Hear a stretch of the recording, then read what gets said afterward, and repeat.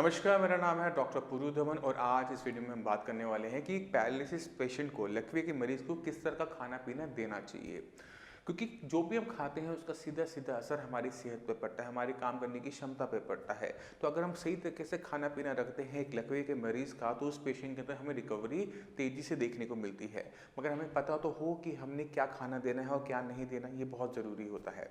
तो अगर हमें किसी बीमारी के अंदर खाना पीना सेट करना है तो उस पहले बीमारी को समझना पड़ता है, क्योंकि जब हम बीमारी को समझना शुरू कर देते हैं तो इस बीमारी के हिसाब से हम खाना पीना वहाँ पर रख पाते हैं, पेशेंट को दे पाते हैं। तो शुरुआत करते हैं सबसे पहले लकवे को समझने से कि लकवा आखिर में क्या बीमारी होती है, क्यों हमारे हाथ पैर काम करना बंद कर देते हैं, क्यों हमारी आवाज़ बोलने में दिक्कत आनी शुरू हो जाती है, क्यों हमारी याददाश्त कमज़ोर हो जाती है। तो उसको अगर हम समझ जाएंगे तो हम आपका उसके हिसाब से खाना पीना पेशेंट को दे पाएंगे। पैरालिसिस यानी लकवे का जो सबसे बड़ा कारण होता है वो होता है ब्रेन स्ट्रोक। अब ब्रेन स्ट्रोक क्या है, सवाल ही उठता है। जब कभी भी हमारे दिमाग के अंदर खून की थक्के की वजह से या नस फटने की वजह से दिमाग के हिस्से को नुकसान हो जाता है, तो दिमाग का वो हिस्सा जहाँ पे नुकसान हुआ है, वो जो काम करता था, यानी हमारे हाथ पैर को चलाना, हमें आवाज़ देना, हमारी याददाश्त देना, वो काम करने की क्षमता दिमाग की चली जाती है, ब्रेन की चली जाती है। और जैसे वो जाती है तो हमारा वो हिस्सा पैरालाइज हो जाता है, उसे लकवा ग्रस्त कहा जाता है। तो दिक्कत हमारे हाथ पैर में दिख रही है कि हमारा हाथ नहीं चल रहा, पैर नहीं चल रहा, बट दिक्कत एक्चुअली कहाँ है, हमारे दिमाग में है। इसी वजह से पैरालिसिस पेशेंट का ब्रेन का एमआरआई करवाया जाता है, जिससे पता लग सके कि किस हिस्से में किस तरह का नुकसान हुआ है। अब सवाल ये उठता है कि दिमाग में जो नुकसान हुआ है उसकी भरपाई कैसे की जा सकती है, और उसका जवाब हमें नेचर ने हमें दे रखा है। उसका जवाब है न्यूरोप्लास्टिसिटी। वो दिन याद करो जिस दिन आपको स्ट्रोक पड़ा था, आपको लकवा हुआ था, आपका हाथ पैर बिल्कुल भी नहीं चलते थे क्योंकि दिमाग का वो हिस्सा मर चुका था। और खासकर पहले 3 महीने के अंदर हमारे शरीर के अंदर बहुत अच्छी इंप्रूवमेंट हुई, हमारे हाथ पैर में चलने की ताकत आने लगी, हमारे बोलने की ताकत आने लगी। अब सवाल उठता है कि जब वो दिमाग का वो हिस्सा मर गया था तो ये हमारी क्षमता कैसे आई। इसका जवाब होता है न्यूरोप्लास्टिसिटी। न्यूरोप्लास्टिसिटी हमारे दिमाग की विकास करने की, दिमाग के अंदर हीलिंग की क्षमता होती है। आपको एग्जाम्पल देता हूँ, जब हमारे शरीर पे कहीं पर भी चोट लगती है तो वो जख्म भर जाता है, ये जो भरने की क्षमता है इसे हम हीलिंग कहते हैं।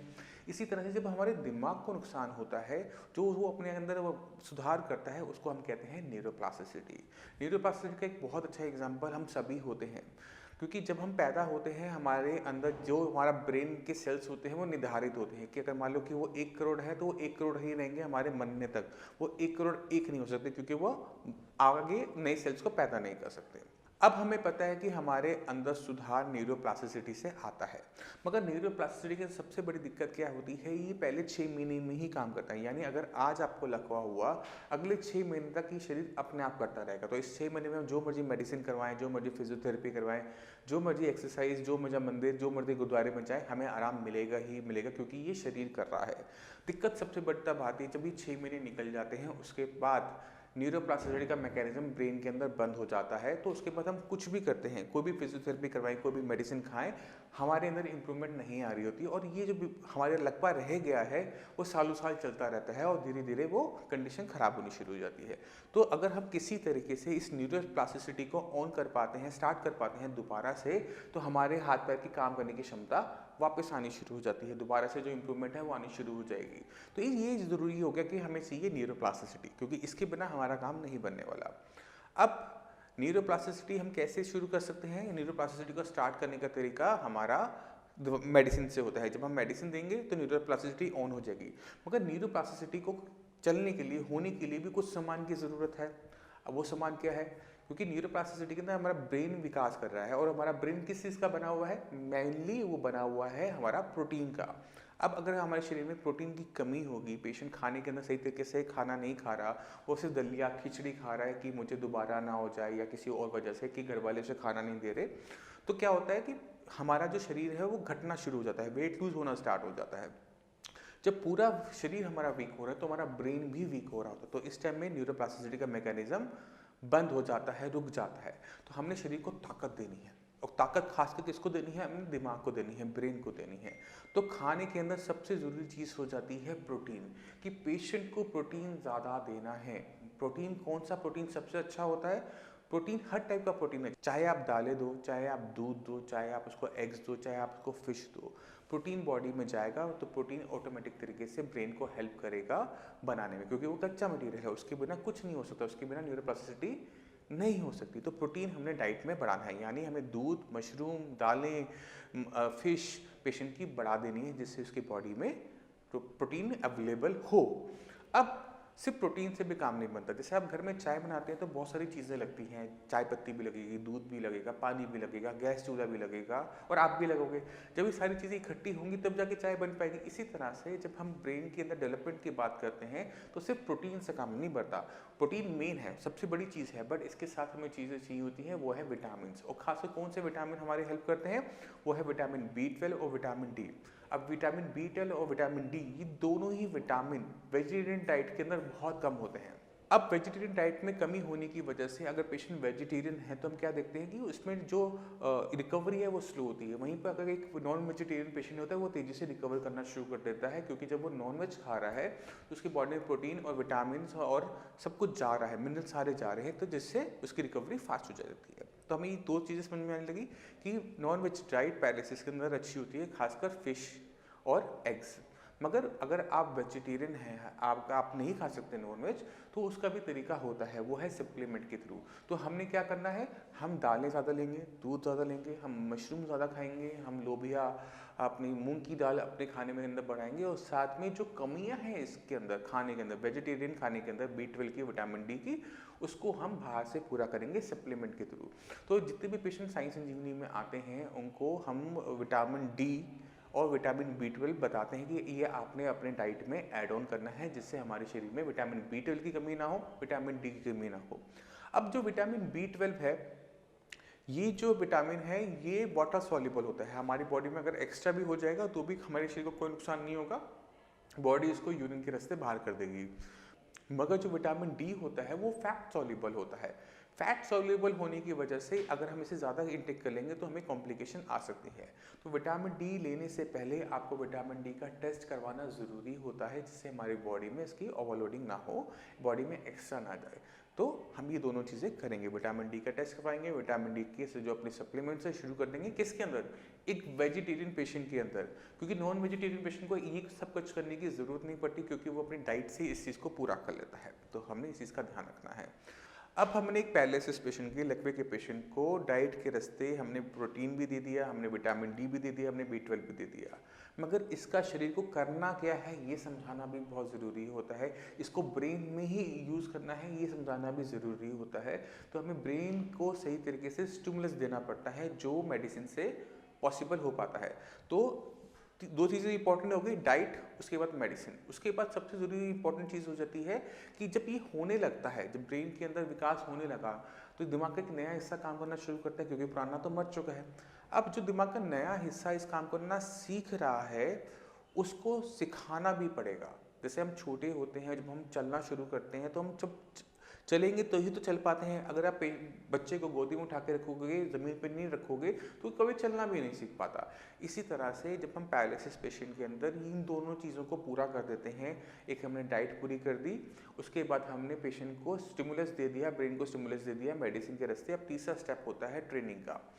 ट्रेनिंग के अंदर हमने इस चीज़ को समझना है कि ब्रेन सब कुछ नहीं सीख सकता। हम अपनी ज़िंदगी के अंदर सिर्फ एक काम में बहुत अच्छे होते हैं, जो काम हम रोज़ रोज़ करते हैं, बार बार करते हैं, हम उसमें अच्छे होते चले जाते हैं, हम बाकी कामों को नहीं कर पाते। अगर आप बैंक में नोट गिनते हैं तो आप नोट गिनने में अच्छे होंगे, मगर अगर आपसे कोई और काम करवाया जाएगा आप उसमें अच्छे नहीं होंगे। इसी तरह से अगर हम खेती करते हैं, रोज़ खेती करते हैं, तो हमें खेती में बहुत अच्छे होते चले जाते हैं, मगर हम अकाउंट्स में ख़राब होते हैं। तो हमें पता है कि ब्रेन को एक ही काम को बार बार करने से हम डेवलप कर सकते हैं, उसको विकास करवा सकते हैं।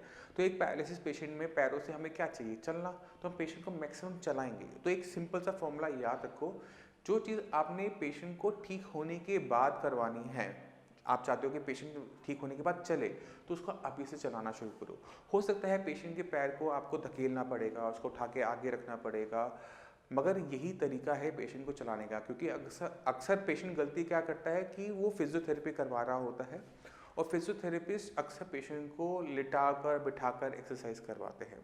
तो जब हम लेट के एक्सरसाइज कर रहे होते हैं तो क्या दिक्कत होती है कि हम एक ही मांसपेशियों को हिला पाते हैं, या तो हम कमर की चला पाएंगे या पैर की चला पाएंगे। मगर जब हमें चलना होता है तो हमें अपनी कमर की मांसपेशियों से अपना बैलेंस बनाना होता है, अपने हिप जॉइंट से अपनी मसल्स को मूव करते हुए पैर को आगे की तरफ बढ़ाना होता है। तो सारी की सारी मांसपेशियां आपस में मिलकर काम करती हैं। मगर जब हम फिजियोथेरेपी करवा रहे होते हैं तो एक टाइम में एक ही मसल्स को हम मूव करना सीख रहे होते हैं, उन्हीं को स्ट्रेंथ दे रहे होते हैं। तो क्या होता है, पेशेंट फिजियोथेरेपी में तो अच्छा होना शुरू कर देता है, बट जब पेशेंट को कहा जाता है कि अब आप अच्छे हो गए हो, अब आप चल के दिखाओ, तो वो चल नहीं पाता। हमें सारी के सारी मसल्स को एक साथ हमने स्ट्रेंथन अप करना होता है, अलग अलग नहीं करना होता।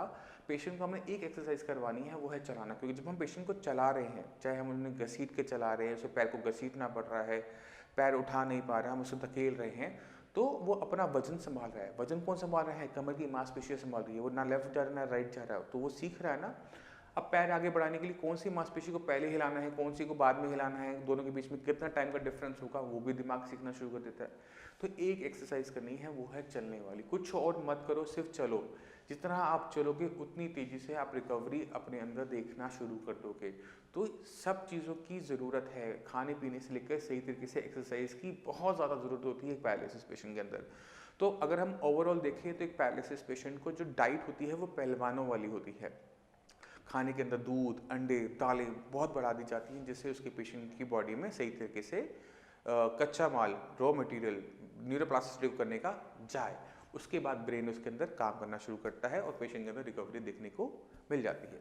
अब मैं चाहता हूं कि आप कुछ पेशेंट की वीडियोस देखिए कि किस तरह से साइंस संजीवनी की हेल्प से, सही तरह की डाइट, सही तरह की एक्सरसाइज से हम किस तरह से किसी पेशेंट के अंदर इंप्रूवमेंट लेकर आते हैं। फिर मैं आपसे दोबारा मिलता हूँ।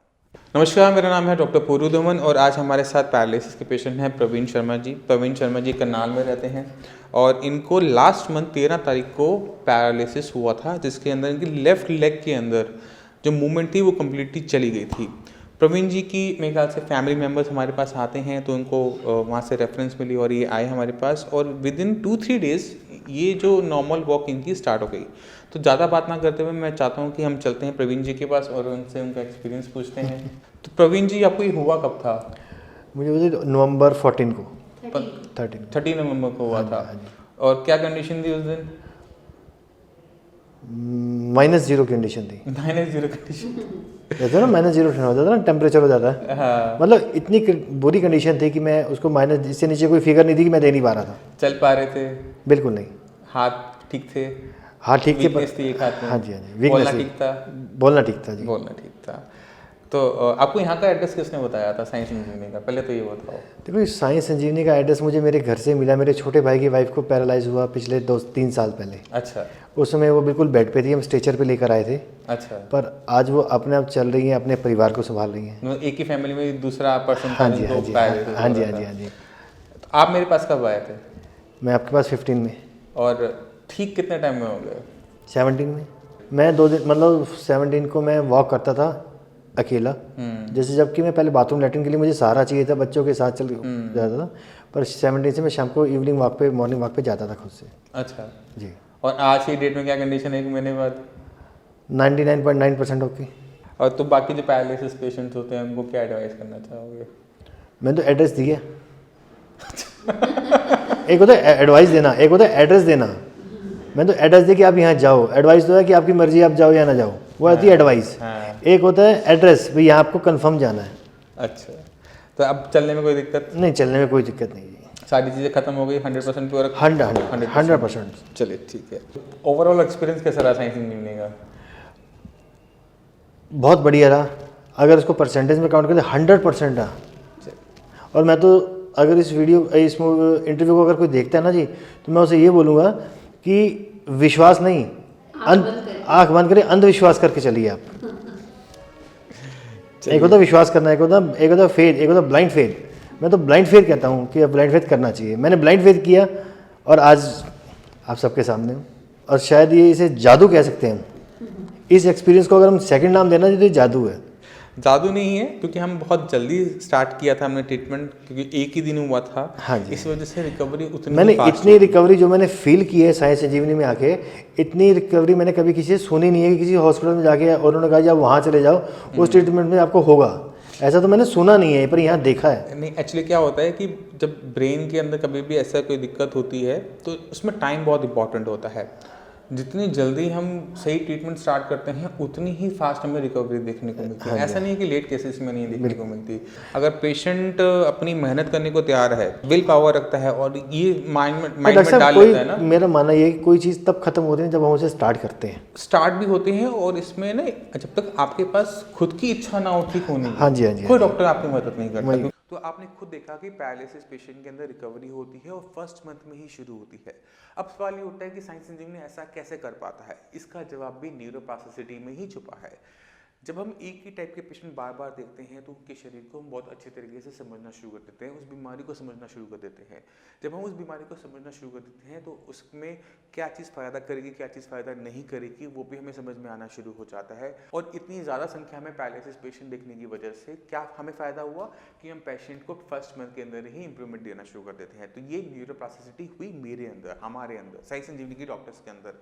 तो ये बहुत ज़्यादा ज़रूरी है आप सभी को समझना और इसको अपने लाइफ के अंदर उतारना। अगर हम सही तरीके से चलेंगे हमें इंप्रूवमेंट देखने को मिलेगी। फिर भी आपके माइंड में कोई भी डाउट हो, कुछ भी पूछना चाहते हो तो नीचे दिए हुए नंबर पर कॉल करके साइंस इंजीनियरिंग के डॉक्टर से आप फ्री ऑफ कॉस्ट कंसल्टेशन ले सकते हो। आप अपॉइंटमेंट लेकर हमारे डॉक्टर की टीम से भी आकर मिल सकते हो। अब इसी के साथ आप सभी से मैं चलने की आज्ञा चाहूँगा। मिलते हैं अगली वीडियो में, तब तक के लिए धन्यवाद।